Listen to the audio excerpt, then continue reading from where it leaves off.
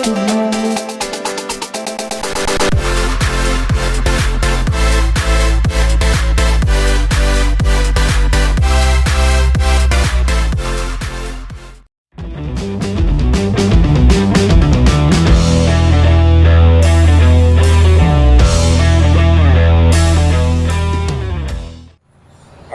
back live here at Kia of Anniston, Oxford for another edition of the Coach Sam Adams Show. We want to thank Kia, as always, for their continued sponsorship of not only Average Joe's, but these high school students and schools all in throughout Northeast Alabama. And once again, Coach, we're coming to you. Your team had a great effort last week. Clay Chalkwell, I guess you could say, is the measuring stick right now in 6A, being the defending champions and currently rolling again this season. But you guys went up there and fought your tail off. Come up a little bit short, but you had to be pleased with that effort, 25-20 to play at Clay. Yeah, absolutely.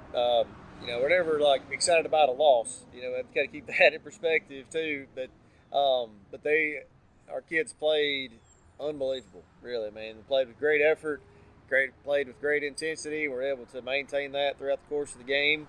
It was not one of those things where we played out of our mind and played like this perfect game.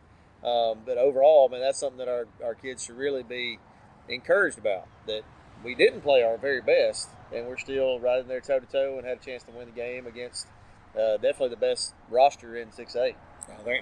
Yeah, those guys are loaded over there. There ain't no doubt about that. Coach, when that game started and took off and you seen it turning into the type game it was, yep. It was a slugfest. Oh, yeah. It was back and forth. You guys were trading blows. I mean, what were you telling your guys in that game about, you had to be telling them, man, okay, we're actually in this. We can win this football game. Yeah, that was kind of the message coming out of the locker room at the beginning. I mean, we had to not just go into it kind of thinking we may have a shot to win. I mean, we had to be over believers and never lose sight of the fact that we know that we belong in those kind of games. We've had to. Coaches talk all the time about players playing without looking at the scoreboard, and I think our guys have done a really good job of that throughout the course of the year, of not just looking at the results like a lot of the fans do around town and just kind of say, well, they lost this game, so therefore they must be sorry or whatever the thing is. I think our guys have done a really good job of looking at each game by itself and each play by itself and figuring out, all right, if we fix this little thing, now we'll have a better chance to win. And that list of things never ends. But I think our guys have just done a really good job over the course of the season of that.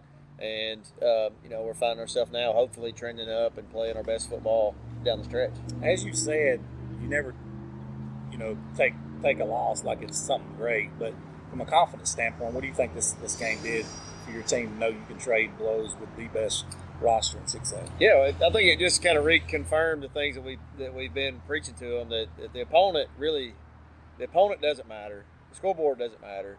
It's all about how well that we can play. And and because we have a talent level that's comparable to a lot of other teams in 6A, and that can put us in a position, if we play our best, to be in the hunt with anybody. And we've played some really good teams over the course of the year and seen a lot of talent. I mean, we've seen now 4 out of the top 10 6A defenses. So our guys know what that looks like. They're not going to be overwhelmed by anything that they ever see. I think now they know that we can just stand there and slug it out with anybody out there.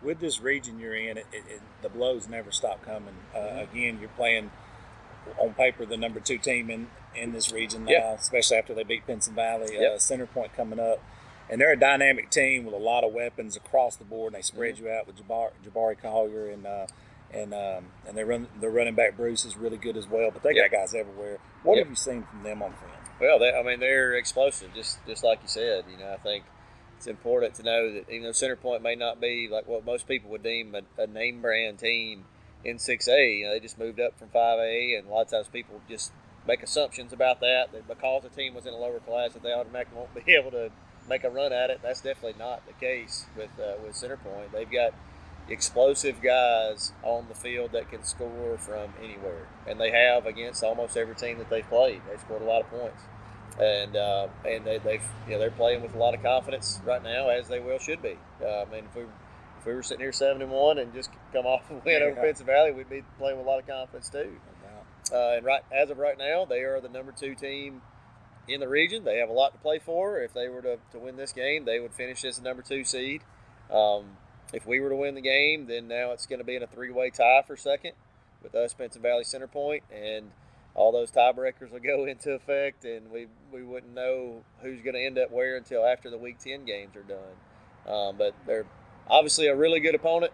They have a lot of respect for the way that they play the game, and I know it'll be a good one Friday night at Centerpoint. One thing I like about this game is you and Coach Bates from Centerpoint had a similar path this year. In the preseason, a lot of people were doubting both of you guys. They were like, they're moving into this region. You guys were moving into this region. They were moving up from 5A. And like you said a minute ago, nobody kind of gave you a chance. But here you are, like you just said, if you was to win this football game, you're going to be tied. Both of you guys will be tied for second in this region. Yeah. Talk about the importance and magnitude of, have such a young team like you guys have to have a shot for this to happen. Yeah, it's really from outsiders. I'm sure it's an unexpected kind of thing for us to challenge with this group of guys in this region. Starting 13 freshmen and sophomores. Now, inside our building, is it a surprise to our guys? No. We've done just a good job.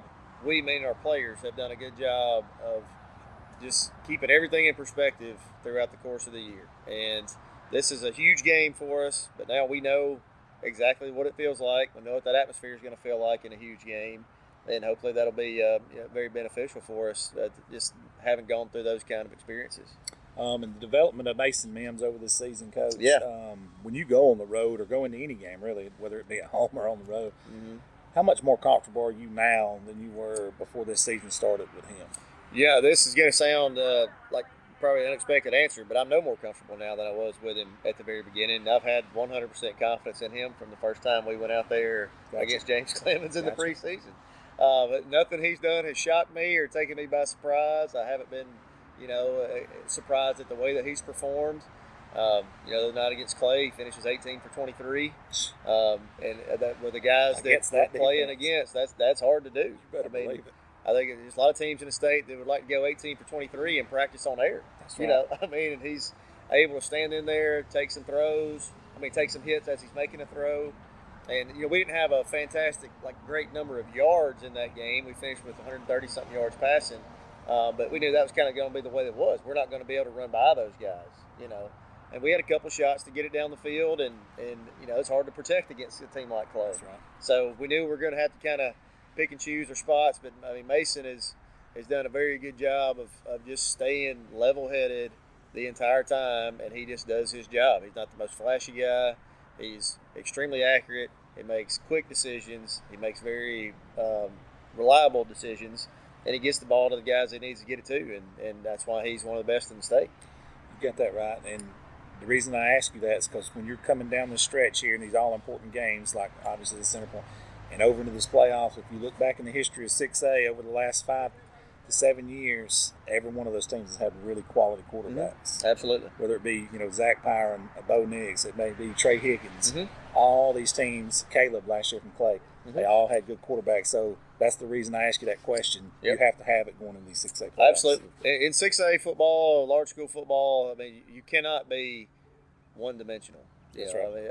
I think it'll be hard for any 6A program or 7A program to be dominant enough, just handing the ball off over and over again and not asking their quarterback to do anything to be able to do that and win a state championship. At some point, you're going to have to be able to do both. And Mason has done a phenomenal job in the run game with the decisions that he makes. We run a lot of RPO type stuff, so he's not just catching it and handing it off on run plays. He's having to make a decision on those too, and he's done a really good job of getting it where it needs to go. And pass game, obviously, he's still 74% completion, I think, over the course of the year. It's like PlayStation numbers. Yeah.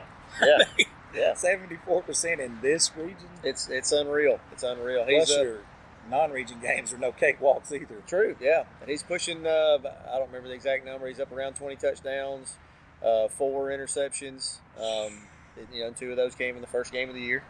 So he's had a really good year. Hopefully he can just sustain that and even get a little better as we're closing it out. Now, Coach, final thoughts heading into this Centerpoint game, some of the things you have to get done to win that football game on the road.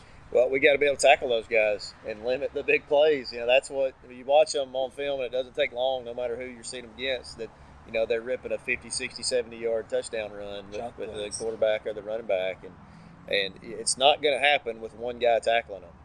You can't expect any one guy in the state to be able to tackle either one of those guys one-on-one over and over again. So we're going to have to make sure we get enough guys around the ball, where if the first guy doesn't get them on the ground, that we have somebody else there to clean it up. And offensively, it's just going to be kind of the same recipe, is just to maintain the balance that we need to have, run and pass, and get the ball where it needs to go and finish drives off. Facing a Jabari Collier and a Troy Bruce this late in the season to definitely tune that defense up for the playoffs. Absolutely. Absolutely. They're great players. That's right. Coach, I appreciate you. You got some great players as well, and that'll be an outstanding football game over there this week at Center Point, Coach. And as always, good luck to you, and go Big O. Thank you. Go Big O.